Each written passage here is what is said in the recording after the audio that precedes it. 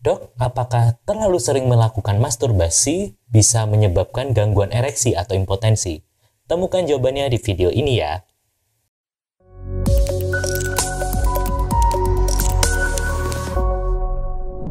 Salam andrologi. Kembali lagi bersama saya Dr. Seso di kelas andrologi. Nah, pada kesempatan ini saya akan membahas banyak sekali pertanyaan yang masuk.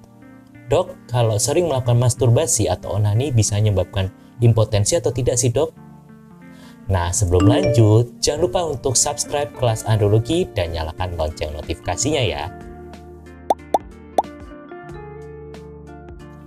Masturbasi adalah aktivitas atau kegiatan seksual yang dilakukan dengan merangsang diri sendiri untuk mencapai kenikmatan seksual. Nah, kadang-kadang masturbasi bisa juga dilakukan oleh pasangan, tapi intinya untuk mencapai kenikmatan seksual. Nah, pertanyaan ini sering banget nih ditanyakan oleh mereka yang masih jomblo atau belum menikah. Dok, terlalu sering melakukan masturbasi atau onani apakah betul bisa menyebabkan impotensi?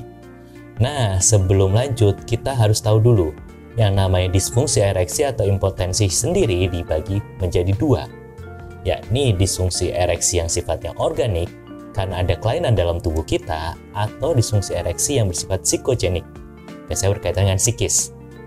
Nah, masturbasi terlalu berlebihan hingga menyebabkan candu bisa menyebabkan disfungsi ereksi yang bersifat psikogenik atau psikis. Loh, pertanyaan kok bisa, Dok? Jadi begini, mereka yang melakukan masturbasi yang terlalu berlebihan akhirnya merasa sesuatu menjadi semu, merasa bersalah, timbul sesuatu perasaan bersalah dalam dirinya setiap kali hendak melakukan masturbasi. Jadi saat masturbasi selalu ingin cepat-cepat, takut ketahuan, sehingga tidak sampai dia menikmati. Nah, saat cepat keluar, akhirnya dia merasa bersalah juga. Saat ejakulasi merasa bersalah. Dilakukan lagi makin cepat, akhirnya lama-kelamaan dia merasa tidak terpuaskan dengan masturbasi itu sendiri. Selalu oke, kalau saya melakukan masturbasi, saya ingin cepat-cepat, ternyata ereksi yang nggak maksimal, cepat keluar, akhirnya terjadi disfungsi ereksi. Nah, dan kadang-kadang yang namanya masturbasi menggantikan aktivitas seksual yang seharusnya, yakni berhubungan badan. Nah, sehingga sering yang sudah menikah pun ternyata saat masturbasi lebih nikmat dibandingkan saat berhubungan seks.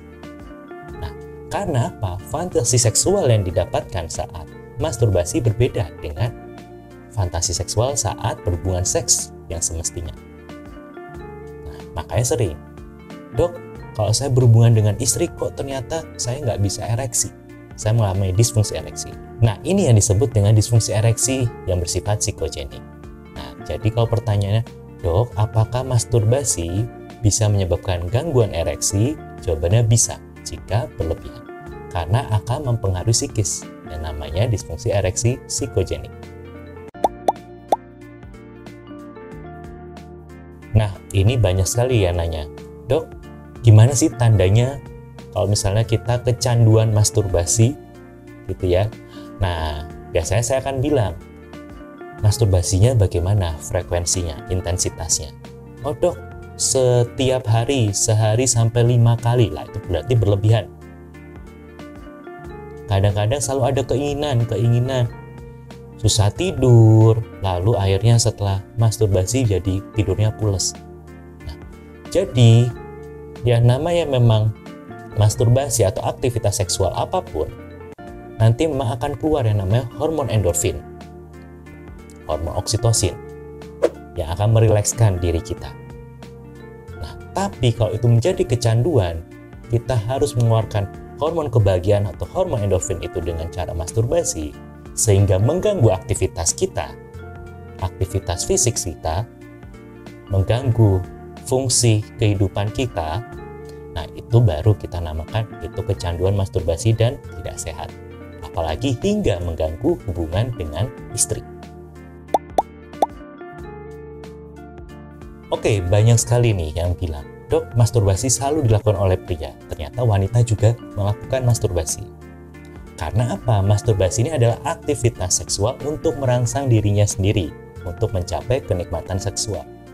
Misalnya, wanita yang belum menikah atau jauh dari pasangan kadang merangsang daerah sensitifnya dan merasa puas, itu juga masturbasi. Nah, ada nggak sih manfaat dari masturbasi itu sendiri? Nah, masturbasi sendiri ini adalah aktivitas seksual yang paling sehat. Nah, yang paling sehat.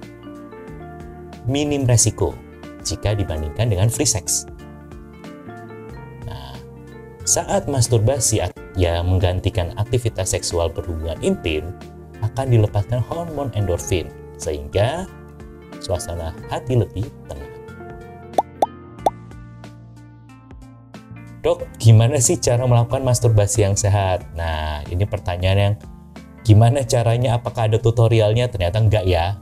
Nah, asalkan dilakukan dengan suasana yang privat, privasi terjaga, nyaman, tidak terburu-buru, dan tidak berlebihan. Dan akhirnya mengganggu aktivitas seksual yang semestinya, mengganggu hubungan suami istri. Itu baru tidak sehat. Nah, ini pertanyaan pamungkas. Dok, boleh nggak sih menggunakan sex toys untuk masturbasi? Nah, pada dasarnya tadi, masturbasi adalah tindakan merangsang diri sendiri untuk mencapai kenikmatan. Nah, bisa dengan apa? Bantuan macam-macam. Bisa tangan kosong, lalu kadang-kadang juga ada sex toys, alat seks yang dijual di pasaran. Nah, intinya boleh-boleh saja, asalkan tetap terjaga higienisitasnya, tetap terjaga kebersihannya. Jangan dipakai berbarengan dengan orang lain. Nah, karena apa? Jika tidak terjaga kebersihannya, bisa beresiko menularkan penyakit kelamin, nah, yang akan berbahaya. Nah, juga jangan menggunakan sex toys yang membahayakan, menyebabkan trauma pada alat kelamin.